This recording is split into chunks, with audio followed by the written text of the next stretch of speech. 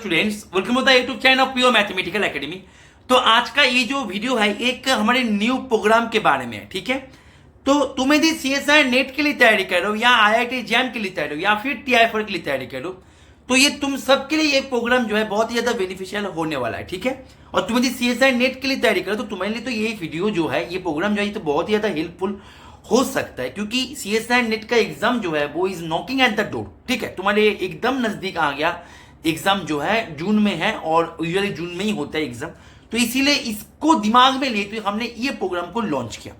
ये प्रोग्राम में हम करेंगे क्या, हम 30 मिनट्स के अंदर रिवीजन करेंगे, ठीक है। 30 मिनट्स के अंदर रिवीजन होगा, रिवीजन का रेस होगा, ठीक है।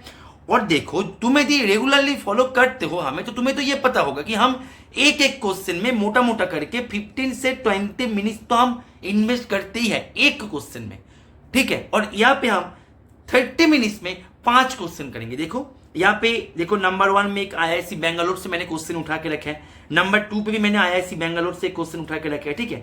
तो तुम समझ सकते हो कि कितना फर्स्ट हमारे यहाँ पे रिवीजन होगा, ठीक है। डिटेल जो एक्सप्लेनेशन है, सभी एक्सप्लेनेशन मैंने यूट्यूब पे करवा के रखा है। जैसे यहाँ पे क्वेश्चन नंबर 1 है, क्वेश्चन नंबर 1 का मैं यहाँ पे एक्सप्लेनेशन दे देंगे। तुम्हें यदि इसका डिटेल एक्सप्लेनेशन चाहिए तो मैं उसका लिंक जो है डिस्क्रिप्शन पे दे के रखेंगे, तुम वहां पे जाके क्वेश्चन नंबर 1 का डिटेल वीडियो ऐसे करके मैं लिंक दे देंगे, ठीक है। तो तुम वो लिंक पे क्लिक करके भी तुम इसका डिटेल सोल्यूशन जो है वो भी तुम देख सकते हो, ठीक है। जैसे मैं यदि फर्स्ट क्वेश्चन की बात करें, फर्स्ट क्वेश्चन पे मैंने डिटेल वीडियो में मोटा मोटा करके 15 मिनट्स मैंने स्पेंड कर रखा, इन्वेस्ट कर रखा, ठीक है ना।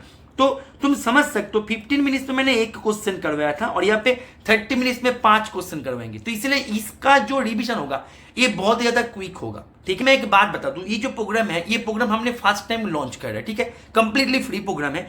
अभी देखो, ये प्रोग्राम तो कंटिन्यू तब होगा ना यदि तुम लोग इसको इंपॉर्टेंस के साथ इसको एक्सेप्ट करो। इसलिए तुम इसको इंपॉर्टेंस के साथ एक्सेप्ट कर रहे हो या फिर ये तुम्हारे लिए हेल्पफुल हो रहा है, ये जो है ये तुम हमें बताओ। इसको बताने के लिए तुम्हें करना क्या होगा, तुम कमेंट थ्रू हमें बताना, ठीक है। कमेंट करना है, लाइक करना है, ठीक है ना। तुम यदि कमेंट करो इसको कि सर ये वीडियो जो है, ये सेशन हमारे लिए बहुत ज्यादा हेल्पफुल हो रहा है, तो हम ये सेशन को आगे जाके और ज्यादा एक्सटेंड कर देंगे। अदरवाइज ये जो सेशन है, ये सेशन आज ही मानो खत्म हो जाएगा, ठीक है ना। तो तुम्हारे ऊपर बेस करके हम आगे का सोचेंगे। तो आज जो है, आज शुरू करते हैं फर्स्ट क्वेश्चन आईआईसी बेंगलोर से। तुम यदि बोलो सर क्वेश्चन कहां से उठाओगे सर आप, ये कोई फिक्स नहीं है, हम किसी भी जगह से क्वेश्चन को उठा सकते हैं, ठीक है। जैसे हमने फर्स्ट क्वेश्चन को उठाया आईआईसी बेंगलोर से, तो मैं शुरू में ही बता दूं, एक क्विक रिवीजन है, तो इसीलिए इसको तुम्हें रिवीजन कैसे करना है, तुम वीडियो को देखोगे, सोल्यूशन देखोगे तो हो जाएगा, जीरो होगा, निटफॉल जीरो, कुछ नहीं होगा, वहां से कुछ भी आउटपुट नहीं निकल के आएगा। तुम्हें करना क्या है, तुम्हारा जो वॉच है, मतलब क्लॉक है, क्लॉक को अपने टेबल पे रखना है। वहां पे इस क्वेश्चन के लिए 3 मिनट्स तुम्हें टाइम मैं दे रहा हूं, ठीक है। वीडियो को यहां पे पॉज कर लो, पॉज करके स्क्रीन मैंने जूम कर रखा, तुम क्या करो 3 मिनट्स में क्वेश्चन को कोशिश करो। यदि नहीं हो रहा है अभी तुम सोल्यूशन देखो, ठीक है। तो मैं उम्मीद करेंगे जो मैंने बताया कि 3 मिनट्स में तुमने इसको ट्राई करो, तो तुमने इसको 3 मिनट्स में ट्राई कर लिया, ठीक है ना। चलो अभी मैं क्वेश्चन पे सीधा मूव करता है सोल्यूशन की तरफ। तो मैं आशा करेंगे, ये भी आशा करेंगे कि तुमने ये जो 3 मिनट्स में मैंने जब बताया कि वीडियो को पॉज करके कोशिश करो, तुमने क्वेश्चंस का ऑप्शंस को अच्छी तरीके से रीड भी कर लिया, लैंग्वेज को भी अच्छी तरीके से रीड कर लिया। तो इसीलिए मैं क्वेश्चन का लैंग्वेज को फिर से यहाँ पे रीड करके टाइम बर्बाद नहीं करेंगे, क्योंकि ऑलरेडी टाइम बहुत ही कम है। 30 मिनट्स में 5 क्वेश्चन का चैलेंज है हमारे। बात को समझ में आ रहा है। फर्स्ट क्वेश्चन में तुम्हारे पास के एक इंटीजर दे के रखा है, अभी तुम्हारे पास एक सुंदर सा इक्वेशन दे के रखा है। अभी इक्वेशन में ये जो समेशन है ना, समेशन वेरी हो रहा है के ऊपर बेस करके, ठीक है। अच्छा, तो अभी तुम्हें यहाँ पे सबसे खतरनाक जो है n1, n2, nk and n, ये सभी जो इंटीजर है, ये सभी इंटीजर है greater than 1। Greater than 1 means, तुम मुझे बताओ ग्रेटर देन 1 मीन्स क्या है, मतलब n1 जो है ये greater than equal to 2, integer है बेटा, ग्रेटर देन 1, दैट मीन्स वो या तो 2 के बराबर या फिर 2 से बड़ा। Is it okay? तो वो है ग्रेटर देन इक्वल टू 2। ऐसे करके n2 जो है ये भी ग्रेटर देन इक्वल टू 2, ऐसे करके n3 जो है वो भी greater than equal to 2, and so on and so on and so on. nk जो है ये भी ग्रेटर देन इक्वल टू 2। अभी तुम एक बात मुझे बताओ, एकदम बच्चों जैसे सोचो कि n1 यदि ग्रेटर देन इक्वल टू 2 हो जाए तो 1/n1 less than equal to 1/2 होगा। यस और नो पहले ये बताओ। एन टू यदि ग्रेटर देन इक्वल टू 2 हो जाए तो 1/n2 less than equal to 1/2 होगा, यस और नो। ऐसे करके n3 यदि ग्रेटर देन इक्वल टू 2 हो जाए तो 1/n3 less than equal to 1/2, ऐसे करके dot dot dot 1/nk is less than equal to 1/2। Clear है? अच्छा, एक बात और देखो, n जो है n भी तो ग्रेटर देन इक्वल टू 2 है, सभी integer greater than equal to 2 है, क्योंकि सभी है ग्रेटर देन 1। लैंग्वेज को पकड़ो, ग्रेटर देन 1 है। दैट मीन्स यहां से भी तुम्हें यह जानकारी प्राप्त हो गया कि 2/n जो है इसको भी साइड में लिख लो, क्या पता इसका भी कभी जरूरत पड़ जाए तो 2/n जो है यह greater than equals to 1, right. चलो आगे बढ़ते हैं। अभी बोल रहे हैं कि क्या ये जो इक्वेशन दे के रखा, क्या ये के का हर एक इंटीजर वैल्यू के लिए सेटिस्फाई होगा? तो मैंने शुरुआत किया एकदम शुरू से कि k इक्वल्स टू 1 के लिए क्या ये सेटिस्फाई होगा। लेट्स सी होता है कि नहीं होता है। जब k इक्वल्स टू 1, जब तुम समेशन को तोड़ोगे, ब्रेक करोगे, तुम्हें क्या मिलेगा? 1/1 माइनस 1/n1, ठीक है, equals to 2 minus 2/n। That means what you have 2/n minus 1/n1 equals to 1। Clear है? अभी तुम एक बात ध्यान दो, एकदम क्लास 5 के बच्चों के जैसे सोचो कि 2/n जो है, ये जो संख्या है, ये जो नंबर है, ये तो है ही 1 से छोटा या फिर 1 के बराबर। उनके साथ तुम यदि कोई भी पॉजिटिव नंबर को सब्सट्रैक्ट कर दो तो वो 1 के बराबर कैसे होगा? बात को समझ में आ रहा है? मतलब ये जो भी होगा तो लेस देन 1, लेकिन ये इक्वल्स टू 1 तो ये तो कभी संभव नहीं है। क्यों? क्योंकि हमने k इक्वल्स टू 1 पकड़ लिया, तो एनी इंटीजर तो नहीं होगा बेटा। दैट मीन्स ऑप्शन बी जो है, बी भी गलत हो गया। मैं यहाँ पे फिर से रिपीट कर दूं बेटा कि यहाँ पे ये जो क्वेश्चन है इसका डिटेल सोल्यूशन मैंने ऑलरेडी करवा के रखा है, डिस्क्रिप्शन बॉक्स को चेक जरूर कर लेना, ठीक है ना। चलो अभी मैं k इक्वल्स टू 2 के लिए सोचेंगे, राइट। चलो तो k इक्वल्स टू 2 के लिए फटाफट से हम यहाँ पे पेज को इरेज कर देंगे। k इक्वल्स टू 2 के लिए जब तुम समेशन को ब्रेक करोगे तुम्हें क्या मिलेगा?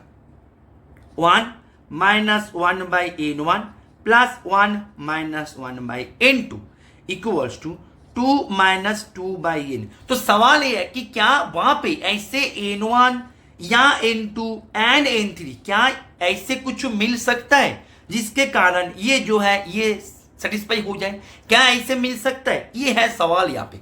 Is it okay? चलो तो अभी देखते हैं। देखो 2 जो है 2 यहाँ पे कैंसिल हो जाएगा आई थिंक, ठीक है ना। तो तुम्हारे पास क्या मिल जाएगा बेटा? तुम्हारे पास मिल जाएगा 1/n1 plus 1/n2 equals to 2/n। अभी क्या ऐसे n1 n2 या n मिल सकता है? यदि n1 को ले लिया 2, n2 को ले लिया 2, तुम्हारे पास राइट हैंड मतलब सॉरी लेफ्ट हैंड पे क्या मिलेगा बेटा? लेफ्ट हैंड पे मिलेगा 1/2 प्लस 1/2 जो कि 1। तुम्हें राइट हैंड को भी तो बराबर करना है, तुमने n इक्वल्स टू 2 ले लो, तो राइट हैंड जो है 2/2 1। तो हाँ हमारे पास मिल गया, खूब मिल गया। n1 equals to 2, n2 equals to 2, n equals to 2 लेने पर ये जो है ये तो सेटिस्फाई हो गया। तो k इक्वल्स टू 2 के लिए गिवन इक्वेशन जो है वो सेटिस्फाई होते हैं, किसी ना किसी n1 n2 n3 मिल ही जाता है।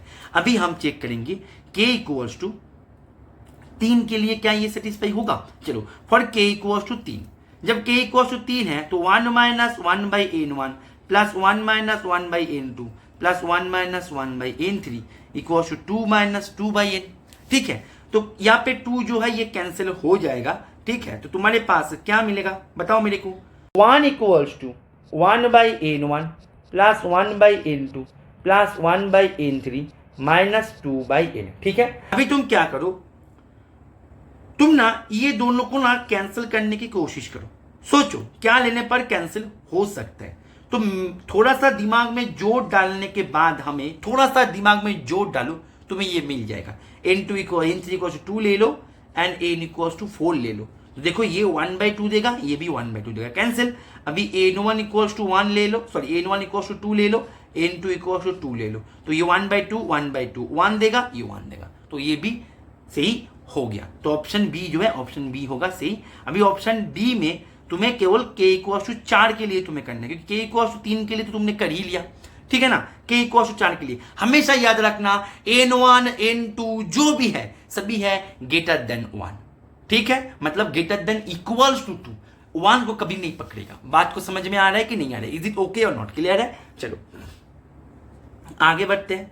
तो अभी तुमने k इक्वल्स टू तुमने 4 ले लो, 1 minus 1/n1 plus 1 minus 1/n2, 1 minus 1/n3, 1 minus 1/n4 equals to 2 minus 2/n। ठीक है। अच्छा,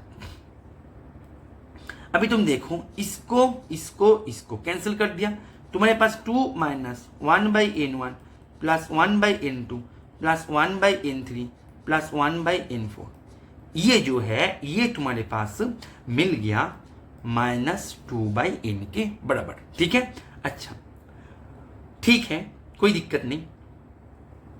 अभी तुम एक बात और ध्यान दो कि तुम्हारे पास 2/n ये always less than equals to 1 है। ठीक है, गुड, वेरी गुड। ठीक है ना, तो तुम्हारे पास यहाँ पे -2/n जो है ये क्या होगा। अच्छा, -2/n पे बाद में जाओ। ठीक है, 2/n जो है वो always less than equals to 1 है। अभी ये जो है 2 equals to 1/n1 plus 1/n2 plus 1/n3 plus 1/n4 minus 2/n, इसको यहाँ पे लेके आ सकते हो। Is it okay. अच्छा, चलो अभी तुम क्या करो, तुम एक बात ध्यान दो, 1/n1 plus 1/n2 plus 1/n3 plus 1/n4, यहाँ पे तुम्हें यदि प्लस कर दो तो ये जो है ये क्या देगा, less than equals to 4 into 1/2, that means less than equals to 2। That ठीक है, दैट मीन्स ये जो है ये लेस देन इक्वल्स टू 2 है। मतलब ये जो है ये 2 से छोटा हो सकता है या फिर 2 से बराबर हो सकते हैं। अभी उनके साथ तुम एक पॉजिटिव क्वांटिटी को माइनस कर दो, मतलब ये हो ही सकता है मैक्सिमम 2 तक। कहां से पता किया हमने बेटा, हमने पता किया यहां से। तो ये जो है ये मैक्सिमम तो हो ही सकता है 2 तक।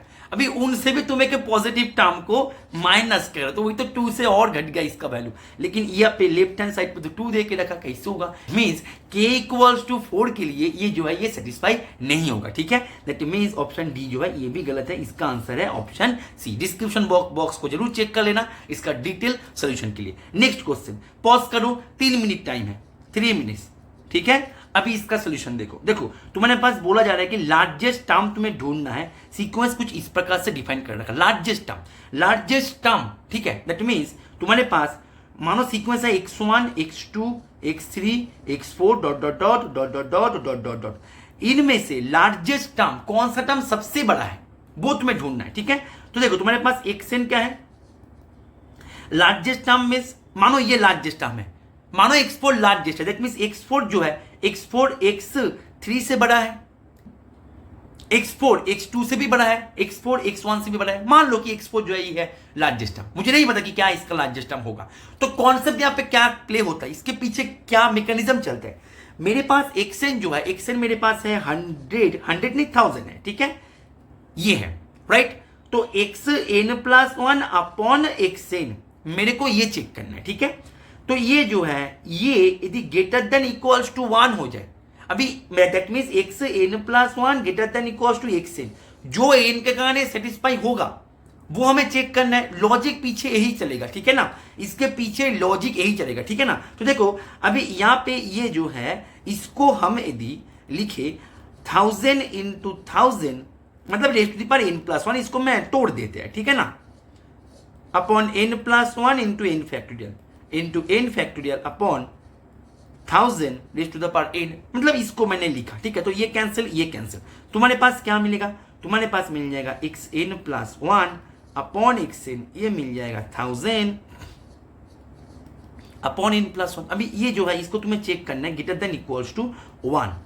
कब तक ये संभव है, लास्ट कौन से n के कारण ये संभव है, जो n के कारण लास्ट ये संभव है वही होगा इसका लार्जेस्ट टर्म। ठीक है ना। अच्छा, तो यहाँ पे भी मैं बता दूं कि इसका भी डिटेल सॉल्यूशन मैंने करवा के रखा है, इसके ऊपर भी मैंने more than 10 minutes already spend कर रखा है। ठीक है, डिस्क्रिप्शन बॉक्स को जरूर चेकआउट कर लेना तुम्हें यदि डिटेल सॉल्यूशन की जरूरत पड़े तो। ठीक है, चलो तो यहाँ पे तुम्हारे पास that means you have to check कि for which n this equation this inequality satisfied. ठीक है, तो इसको तुम्हें सेटिस्फाइड करना है। ठीक है ना, कौन से, मतलब तुम्हें xn+1 greater than equals to xn।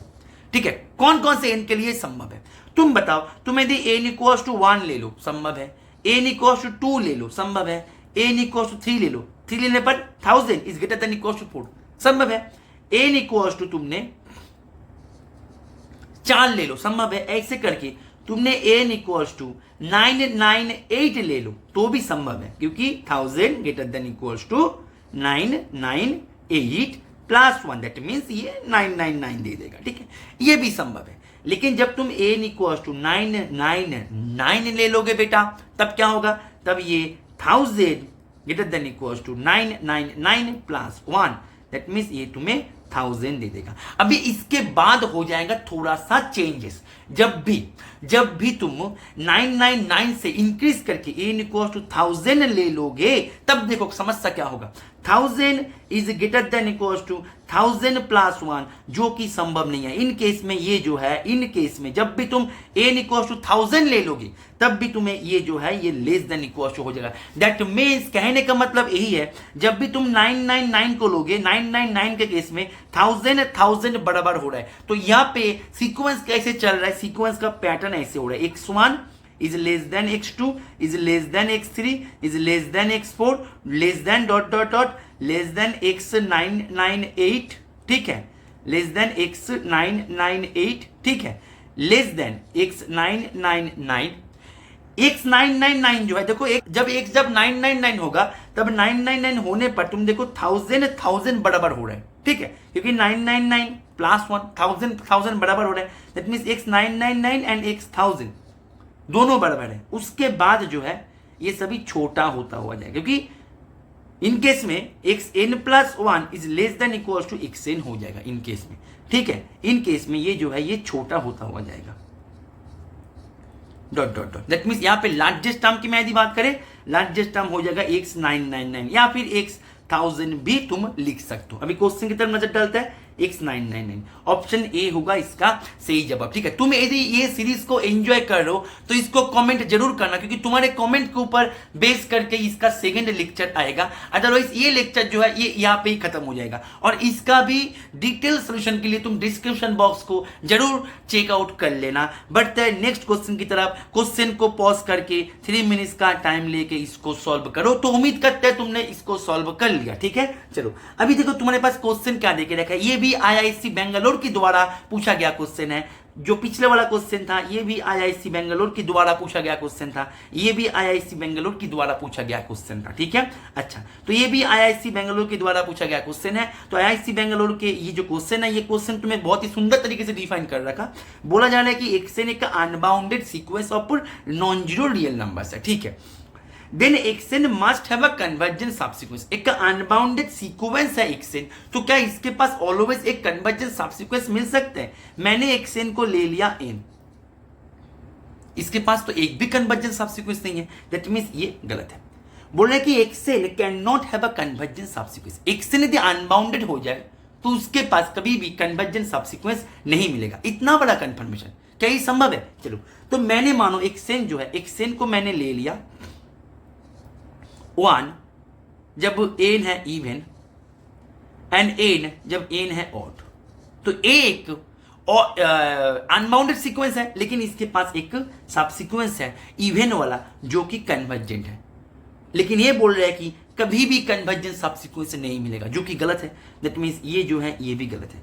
बोल रहा है कि 1/xn can not have a convergent subsequence, 1/xn can not have a convergent subsequence. तुमने xn को ये ले लिया तो 1/xn क्या होगा बेटा, बोलो मेरे को जोर से, 1/xn हो जाएगा 1/n, 1/n तो खुद कन्वर्जेंट है, तो इसके पास कैन नॉट हैव, ये कैसे होगा, ये गलत है। अभी ये इसका सही है, बोल रहा है कि 1/xn जो है it must have a convergent subsequence. Obviously इसके पास ऑलवेज एक कन्वर्जेंट सबसीक्वेंस मिलेगा ही मिलेगा। जरूरी नहीं कि xn अनबाउंडेड है तो इसका मतलब 1/, कन्वर्जेंट है दैट मीन्स वो बाउंडेड तो होगा ना, 1/xn भी बाउंडेड होगा, ये जरूरी नहीं है, ये जरूरी नहीं। जैसे तुमने मानो xn को तुमने ले लिया 1 1/2, 2 1/3, 3 1/4 ... ये सीक्वेंस अनबाउंडेड, लेकिन 1/xn को तुम पकड़ो ये भी अनबाउंडेड है। मतलब xn यदि अनबाउंडेड है दैट मीन्स 1/xn बाउंडेड होगा, ऐसे कोई भी कंक्लूजन नहीं आते। लेकिन xn मतलब 1/xn का एक बाउंडेड सबसीक्वेंस जरूर मिलेगा, मतलब एक 1/xn का कन्वर्जन सब्सिक्वेंस जरूर मिलेगा, क्योंकि देखो एक्सएन जो है तुम्हारे पास गिवन स्टेटमेंट में, मैं पूरे पेज को यदि इरेज कर दे यहाँ पे, तो तुम्हारे पास गिवन स्टेटमेंट में क्या था, तुम्हारे पास गिवन स्टेटमेंट में एक्सएन था अनबाउंडेड, तुम्हारे पास गिवन स्टेटमेंट में एक्सएन अनबाउंडेड था, तो एक्सएन के पास एक सब्सिक्वेंस तो मिला था जो कि इसको अनबाउंडेड करने के लिए जिम्मेदार था, इसको अनबाउंडेड करने के लिए जिम्मेदार था। एक तो सब्सिक्वेंस मिला था, जो सब्सिक्वेंस इसको अनबाउंडेड किया था उनका ही तुम रेसिप्रोकल यदि ले लो ना, तो ये रेसिप्रोकल हो जाएगा ऑलवेज बाउंडेड। तो एक बाउंडेड सीक्वेंस है और बाउंडेड सीक्वेंस के पास ऑलवेज एक कन्वर्जेंस सब्सिक्वेंस मिलता ही है by Bolzano Weierstrass theorem. That means option C होगा इसका सही जवाब। ठीक है, इसका डिटेल वीडियो डिस्क्रिप्शन बॉक्स में क्वेश्चन नंबर 3 का लिंक हमने दे के रखा है। ठीक है, चलो नेक्स्ट क्वेश्चन जो है, ये नेक्स्ट क्वेश्चन पूछा गया है सीएसआर नेट 16 सितंबर में जो एग्जाम हुआ था उसमें ये क्वेश्चन पूछा गया था, क्वेश्चन डाला गया था पार्ट सी में। ठीक है, देखो क्वेश्चन तुम्हें बहुत ही सुंदर तरीके से दे के रखा है। ये क्वेश्चन के लिए तुम 4 मिनट टाइम लो। ठीक है, 4 मिनट्स, इसके लिए 4 मिनट्स टाइम है, तो वीडियो को पॉज करके सॉल्यूशन को अभी देखो। ठीक है, अच्छा तो मैंने आशा करेंगे तुमने इसको ट्राई कर रखा। स्टेटमेंट 1 बोल रहा है कि e raise to the power cos t कभी भी e raise to the power 2022 sin t के बराबर कभी भी नहीं होगा। t जो है t आ रहा है 0 से पाई के अंदर t आ रहा है। ठीक है, तो ये कभी भी संभव नहीं होगा। अच्छा, ये कभी भी संभव नहीं होगा, दैट मीन्स अच्छा एक्सपोनेंशियल के ऊपर कुछ है, यहाँ पे एक्सपोनेंशियल के ऊपर कुछ है, ये कभी भी संभव नहीं है। दैट मीन्स ये कभी भी संभव नहीं है। क्यों नहीं है? क्योंकि ये दोनों कभी भी संभव नहीं है। बात को समझ में आ रही? पावर वाला कभी भी यदि संभव नहीं है तो ये दोनों कभी भी संभव नहीं होगा, लेकिन पावर वाला यदि संभव है तो ये दोनों संभव हो जाएगा। बात को समझ में आ रहा है कि नहीं आ रहा है? तो यहाँ पे ये दोनों अनइक्वल है, that means cos of t is not equal to 2022 sine of t के बराबर होगा for all t belongs to 0 से पाई। ठीक है, for all t belongs to 0 से पाई, फॉर ऑल पे ऊपर फोकस करो बेटा, फॉर ऑल। ठीक है, for all t belongs to 0 से पाई, मतलब 0 से पाई के अंदर हर एक t के लिए ये नॉट इक्वल टू होगा। लेकिन मेरे को यहाँ पे यदि एक t मिल जाए जिसके कारण इक्वल हो जाएगा, तब ये स्टेटमेंट गलत हो जाएगा। ये बोल रहे हैं कि फॉर ऑल टी के लिए इसके अंदर जितने सारे मेंबर्स है सबके लिए ये स्टेटमेंट अनइक्वल होगा। तो मेरे पास यदि एक टी मिल जाए जिसके कारण ये स्टेटमेंट इक्वल है, तब ये फॉल्स हो जाएगा। अभी देखो मिलता है कि नहीं मिलता है वो हमें चेक करना है। ठीक है, तो मेरे को अभी ये या ये दोनों होल्ड पे है, क्या होगा साइन को मैं अभी नहीं दे रहा है, ये होल्ड पे डाल दिया। अच्छा, तो मैंने पकड़ लिया कि ये जो है इसको यदि इक्वल होते, देखते हैं कि इक्वल होने पर हमारे पास कंट्रडिक्शन आता है या कंट्रडिक्शन नहीं आता है। यदि कंट्रडिक्शन नहीं आता है दैट मीन्स यहाँ पे एक एलिमेंट है जिसके कारण ये जो है ये अनइक्वलिक हो जाएगा। बात को समझ में आ रहा है कि नहीं आ रहा है? ठीक है, चलो या फिर तुम नॉट इक्वल टू पकड़ के कंट्रडिक्शन पे लाओ, तो मैं नॉट इक्वल टू पकड़ लेते हैं। ठीक है, तो sine t is not equal to 1/2022 cos t for all t belongs to 0 से पाई, ऐसे बोला जा रहा है। That means tan t is not equal to 1/2022 for all t belongs to 0 से पाई। दैट मीन्स t कभी भी tan इनवर्स 1/2022 के बराबर नहीं होगा। ठीक है, t कभी भी 1/2022 के बराबर नहीं होगा। दैट मीन्स इसके अंदर जितने सारे एलिमेंट्स है, सभी एलिमेंट्स जो भी हो, सभी एलिमेंट्स ध्यान दो, t कभी भी tan इनवर्स 1/2022 के बराबर नहीं होगा। दैट मीन्स 0 से पाई के अंदर जितने सारे t है वो t कुछ भी हो जाए, दुनिया का कुछ भी मेंबर हो जाए, लेकिन वो जो है वो कभी भी tan इनवर्स 1/2022 का वैल्यू नहीं पकड़ेगा। बात को समझ में आ रहा है? आई रिपीट, ये बोल रहा है कि t दुनिया का कुछ भी नंबर हो जाए, मेरा उसके ऊपर कोई फोकस नहीं है, लेकिन वो कुछ भी हो, लेकिन वो कभी भी भूल के भी tan इनवर्स 1/2022 को नहीं पकड़ेगा। किसके अंदर? 0 से पाई भाई, 0 से पाई के अंदर। अभी देखो tan इनवर्स का कर्व जो है -π/2 से π/2 के अंदर ऐसे है, तो tan इनवर्स 1/2022 का जो पोजीशन है वो ऐसे है। तो ये जो पोजीशन है, ये जो वैल्यू है, इसको मैंने यदि ब्लू से करे, ये जो वैल्यू है, ये वैल्यू 0 से पाई के अंदर नहीं आ रहा है, आ रहा है ना? लेकिन मेरा यहां पे कंक्लूजन क्या था कि 0 से पाई के अंदर टी कुछ भी वैल्यू पकड़े, लेकिन tan इनवर्स 2022 को कभी नहीं पकड़ सकता, क्योंकि यहाँ पे फॉर ऑल था। मतलब टी 0 से पाई के अंदर जो भी वैल्यू आएगा वो वैल्यू tan इनवर्स 1/2022 के बराबर नहीं होगा। सिंपल भाषाओं में मैं यदि और सुंदर तरीके से बोले कि tan inverse 1/2022 is not a member of 0 से पाई, जो कि ये मेंबर खुद बन के बैठा है। दैट मीन्स ये जो है ये हमने कंट्राडिक्शन पे लाया, मतलब कंट्राडिक्शन पे डाल दिया, मतलब एक टी हमारे पास मिल ही जाएगा जिसके कारण इक्वल है। That means e raise to the power ये जो है equals to e raise to the power ये फॉर सम टी, लेकिन बोल रहा है कि फॉर ऑल टी के लिए ये नहीं होगा। दैट मीन्स ये जो है ये गलत है, ये गलत है, ये गलत है। ठीक है, चलो अभी ऑप्शन स्टेटमेंट 2 के लिए मैं बात करें। देखो मैं यहां पे फिर से बता दूं कि इसका भी डिटेल सोल्यूशन मैंने करवा के रखा है, डिस्क्रिप्शन बॉक्स को जरूर चेकआउट कर लेना। ठीक है ना, चलो अभी देखो इसका स्टेटमेंट 2 की बात करें। स्टेटमेंट 2 में बोल रहा है कि for each x belongs to x greater than 0 there existed t, जो कि 0 से x के अंदर है, सच दैट x को हम ऐसे लिख पाएंगे। क्या ये संभव है? अच्छा, मैं 0 से x के अंदर मैंने एक फंक्शन को कंसिडर कर लिया, f of x equals to e raise to the power x, ऐसे मैंने एक फंक्शन को कंसिडर कर लिया 0 से x का क्लोज इंटरवल के अंदर।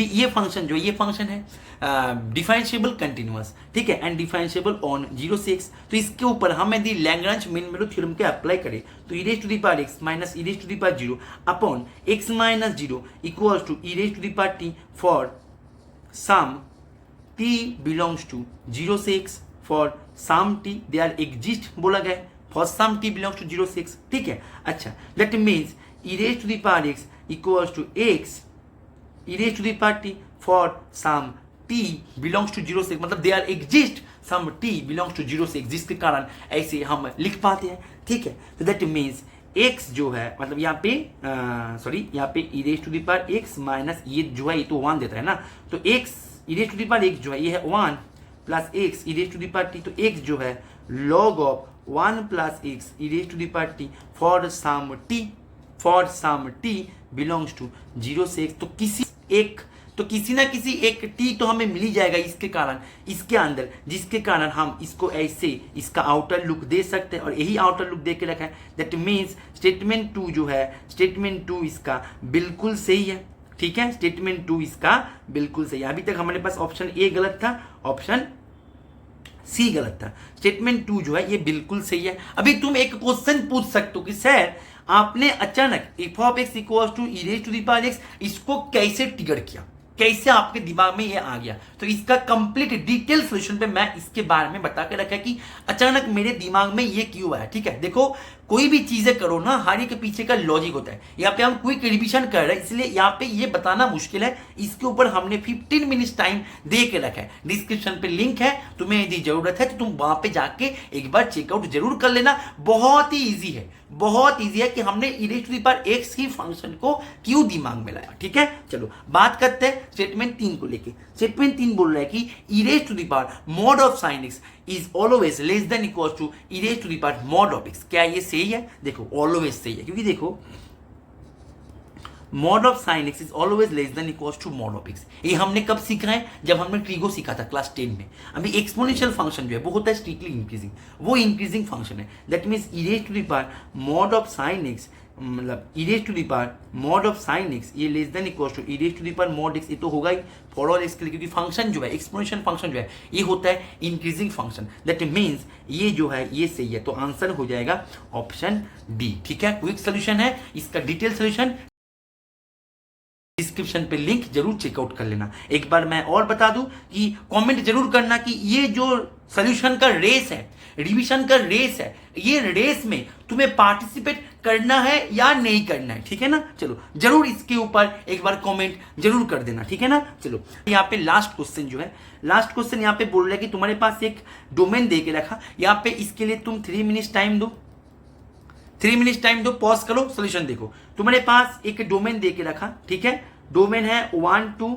यूनियन, 2 3 यूनियन, 3 4 यूनियन, 4 5 यूनियन, 5 6, ठीक है। अच्छा, अभी एक डोमेन के ऊपर फंक्शन को ऐसे डिफाइन कर रहा है सच दैट फंक्शन का डेरिवेटिव जो है वो है 0 for all x belongs to that domain. ये डोमेन के अंदर जितने सारे एलिमेंट्स हैं फॉर ऑल x के लिए इसका डेरिवेटिव जो है ये ऑलवेज 0 है, ठीक है। अभी तुम्हें चारों स्टेटमेंट बनवा के दे दिया गया, ये क्या होगा इसके ऊपर तुम्हें चर्चा करना है, ठीक है। अच्छा, फंक्शन है डिफरेंशिएबल, ये भी सबसे इंपॉर्टेंट बात है कि फंक्शन डिफरेंशिएबल है, मतलब एफ फंक्शन डिफरेंशिएबल है। अभी तुम्हें एफ फंक्शन ऐसे लेना है जो फंक्शन डिफरेंशिएबल है एंड फॉर ऑल x के लिए ये 0 दे रहा है, तो फंक्शन को तुम कैसे डिफाइन कर सकते हो, ठीक है। अच्छा, तुम क्या करो, तुम ना फंक्शन को कॉन्स्टेंट फंक्शन ले लो for all x belongs to domain के लिए, तो एक कांस्टेंट फंक्शन हो गया ना ये, इसका डेरिवेटिव 0 हो सकता है, मतलब इसका डेरिवेटिव 0 होगा। अभी तुम ध्यान दो, बोल रहे हैं कि यहाँ पे, और एक बात और ध्यान दो, तुमने यदि कांस्टेंट ना भी लो, तुमने मानो यहाँ पे एक कांस्टेंट पकड़ लिया k1, यहाँ पे एक कांस्टेंट पकड़ लिया k2, यहाँ पे एक कांस्टेंट पकड़ लिया k3, यहाँ पे k4, यहाँ पे k5, ठीक है। तुमने चारों पांचों डोमेन मतलब अलग अलग पीस वाइज इसका जो कट हुआ, इसके पांचों जगह पे पांचों कांस्टेंट लेना, तुम्हें कांस्टेंट ही है बेटा। अलग अलग तुमने यदि अलग अलग डोमेन को पीस वाइज कट भी करो, तुम्हें अलग अलग डोमेन पे लेना तुम्हें कांस्टेंट है, क्योंकि डेरिवेटिव तुम्हें 0 आना चाहिए। तो फंक्शन जो है, फंक्शन का रेंज में कितने सारे एलिमेंट्स मैक्सिमम आ सकता है, पहले तो ये बताओ। मैं एफ फंक्शन के बारे में चर्चा कर रहा है कि एफ फंक्शन का रेंज में कितने सारे एलिमेंट्स आ सकते हैं। मैक्सिमम 5 एलिमेंट्स आ सकते हैं, क्योंकि तुमने फंक्शन को या तो सीधा कांस्टेंट कर दो या फिर अलग अलग डोमेन में अलग अलग कांस्टेंट ले लो। हो सकता है कि तुमने 2 डोमेन में सेम कांस्टेंट लेके रखो, मतलब जो भी करो फंक्शन का रेंज में मैक्सिमम 5 एलिमेंट ही आएगा बेटा। बात को समझ में आ रहा है? तो दैट मीन्स फंक्शन जो है, ये फंक्शन है एक, इसका डोमेन, इसका रेंज जो है एक फाइनाइट सेट है, इसका रेंज है फाइनाइट सेट। अभी इसके साथ जब भी तुम कंटिन्यूअस फंक्शन का कंपेरिजन करोगे, कंटिन्यूअस फंक्शन कॉम्पैक्ट सेट को कॉम्पैक्ट सेट पे भेजता है, तो कंटिन्यूअस फंक्शन इसका जो जी कंपोज एफ, तो ये तो ऑलवेज कॉम्पैक्ट होगा ही, क्योंकि फंक्शन एफ जो है ये तो खुद कॉम्पैक्ट होकर रखा, और कंटिन्यूअस फंक्शन कॉम्पैक्ट सेट को कॉम्पैक्ट सेट पे भेजता है। और फंक्शन एफ जो है इसका रेंज कॉम्पैक्ट क्यों होकर रखा, दैट मींस इसका रेंज है फाइनाइट, क्योंकि इसका रेंज है फाइनाइट, क्योंकि ये जो है इसका डेरिवेटिव है 0 for all x belongs to domain. That means domain को तुमने यहां पे जैसे पीस वाइज कट करके रखा, अलग अलग करके तुम कांस्टेंट पकड़ सकते हो या फिर कंप्लीट डोमेन में सिंगल कांस्टेंट भी पकड़ सकते हो। जो भी करो मैक्सिमम 5 तक जाएगा रेंज का वैल्यू, ठीक है। अच्छा, अभी देखो, बोल रहा है कि इसके जो मतलब रेंज है जी कंपोज इसका, इसके अंदर क्यों 5 एलिमेंट है ऑलवेज क्यों 5 एलिमेंट है? तुमने मानो जी ऑफ एक्स को पकड़ लिया x, जो कि जी डैश एक्स ग्रेटर देन 0 भी फॉलो करते हैं, एंड एफ ऑफ एक्स को तुमने पकड़ लिया k for all x belongs to तुम्हारे डोमेन ओमेगा। तो इन केस में तुम बताओ जी कंपोज एफ, इसमें कौन आएगा? केवल k आएगा, लेकिन यहां पे बोल रहे प्रिसाइसली 5 एलिमेंट, एग्जैक्टली 5 एलिमेंट, तो ये गलत है। ऑप्शन बी जो है, ऑप्शन बी गलत है, ठीक है। तो हम क्या करेंगे, पेज को थोड़ा सा इरेज कर देते, पेज थोड़ा सा गंदा हो गया हमारे, तो ये सही है, ये गलत है। ऑप्शन सी क्या बोल रहे हैं? ऑप्शन सी बोल रहा है कि जी यदि कंटिन्यूअस एंड सब्जेक्टिव हो जाए, continuous and subjective function first दिमाग में यही आता है, सबके दिमाग में आता है, मेरे दिमाग में भी यही आता है, ठीक है। जी का जो डोमेन है, जी का डोमेन है आर बेटा, इसको समझो, डी जी का डोमेन ओमेगा नहीं है, जी का डोमेन आर है, ओमेगा डोमेन है एफ का, ठीक है। अच्छा, तो एफ का रेंज सेट के साथ जी का कंपोजिशन करके जो मिलेगा तुम्हें, जी कंपोज एफ का रेंज सेट मिलेगा, उसके साथ तुम्हें यदि क्यू का इंटरसेक्शन करो, वो ऑलवेज बोल रहा है कि 5 देगा, मतलब नॉट इक्वल टू 5 देगा, मतलब उसके अंदर एक ना एक एलिमेंट मिलेगा ही। अच्छा, तुमने मानो एफ ऑफ एक्स को तुमने मानो ले लिया √2, तो जी कंपोज एफ ऑफ ओमेगा ये तुम्हें √2 देगा, तो इसके साथ तुम्हें यदि क्यू को इंटरसेक्शन करो तो ये तुम्हें क्या देगा? 5 देगा। बोल रहा है कि नॉट इक्वल टू 5, तो ये गलत है, डी इसका सही है। क्योंकि देखो यहाँ पे e⁻x का e⁻x जो एक फंक्शन है, ठीक है, तो इसका रेंज की बारे में चर्चा कर रहे हैं। अभी देखो जी कंपोज एफ ये खुद एक फाइनाइट सेट है, मतलब इसका रेंज जो एक खुद एक फाइनाइट है। अभी इसके ऊपर जब भी तुम फाइनाइट सेट के ऊपर यहाँ पे x1 x2 मैंने मैक्सिमम पकड़ लिया x3 x4 x5, तो ये सेट में मैक्सिमम कितने सारे एलिमेंट्स आ सकते हैं? मैक्सिमम फाइनाइट 5 एलिमेंट आ सकते हैं, और फाइनाइट सेट कभी भी ओपन इंटरवल को कंटेन नहीं करता। दैट मीन्स इसका आंसर डी भी सही है, ए एंड डी। तो इसका डिटेल वीडियो मैंने ऑलरेडी करवा के रखा है, डिटेल वीडियो की जरूरत है तो डिस्क्रिप्शन पे लिंक है, जरूर चेक कर लेना। और कुछ दिन पहले हम एक प्रैक्टिस सेशन चला रहे थे, तो वहां पे भी मैंने इसको लेके हमने डिस्कस कर रखा है लेक्चर के लास्ट में, और इसका लिंक मैंने डिस्क्रिप्शन पे दे देंगे। तो सेशन यहाँ पे एंड होता है। तो तुम बताओ तुम्हारे ये सेशन कैसे लगा, तुम्हारे कमेंट के ऊपर बेस करके ही हम ये सेशन को आगे जाके इसको लेके हम सोचेंगे, अदरवाइज ये सेशन यहीं पे हम एंड कर देंगे। ठीक है, तो उम्मीद करते हैं ये सेशन को तुमने एंजॉय किया और तुम तुम्हारे प्रिपरेशन के लिए प्रॉपर गाइडेंस के माध्यम से लेना चाहते हो, then you can also enroll yourself in our regular courses. हमारे रेगुलर कोर्सेज में ज्वाइन करने के लिए तुम्हें करना क्या होगा, जो स्क्रीन पे दिए गए नंबर है यहाँ पे तुम्हें कॉल कर लेना है या फिर व्हाट्सअप कर देना है। ठीक है, और तुम यदि तुम्हारे प्रिपरेशन को एक हाई क्वालिटी टेस्ट सीरीज के माध्यम से आगे लेके जाना चाहते हो, एक ऐसे टेस्ट सीरीज जो कि कोई भी प्रीवियस ईयर क्वेश्चन को कंटेन नहीं करता है, जो भी क्वेश्चन कंटेन करता है एकदम high quality and completely new question को कंटेन करता है, then you can also enroll yourself in our test series courses जो कि सेपरेटली आता है। तो उसके लिए भी तुम्हें इसी नंबर पे ही कॉल कर लेना है या फिर व्हाट्सअप कर देना है। ठीक है, ओके, पढ़ते रहो, हैप्पी लर्निंग। ओके, चलो।